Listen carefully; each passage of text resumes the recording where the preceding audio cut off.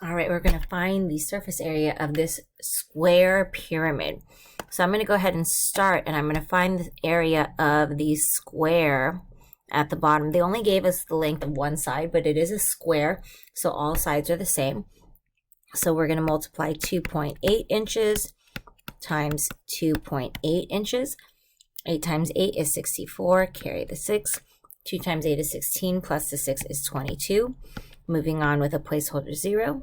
2 times 8 is going to be 16, carry the 1. 2 times 2 is 4, plus the 1 is 5. When I add those together, I get 784, but I did have two numbers behind the decimal, so I'm going to have two numbers behind the decimal. So this is 7.84 inches squared. That's going to be the base, the square base. Now we're going to go ahead and move on. Oops, let me pick a different color to find the area of the triangles. So we got this one right here. So they do tell us that, again, area of a triangle is going to be 1/2 of the base times the height. And we have a height right here of 5.5.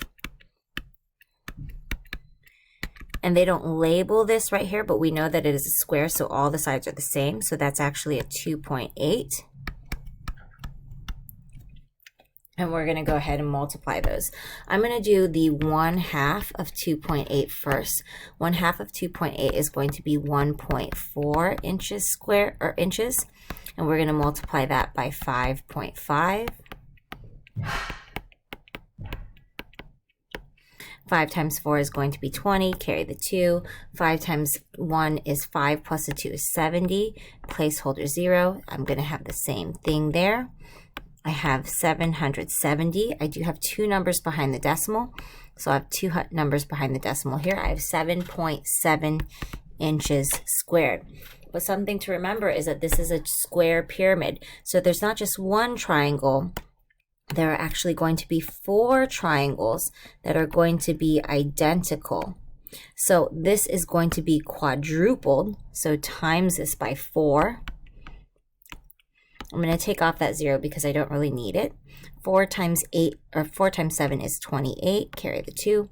7 times 4 is going to be 28, plus the 2 is 30. I had one number behind the decimal, so this is going to be 30.8 inches squared.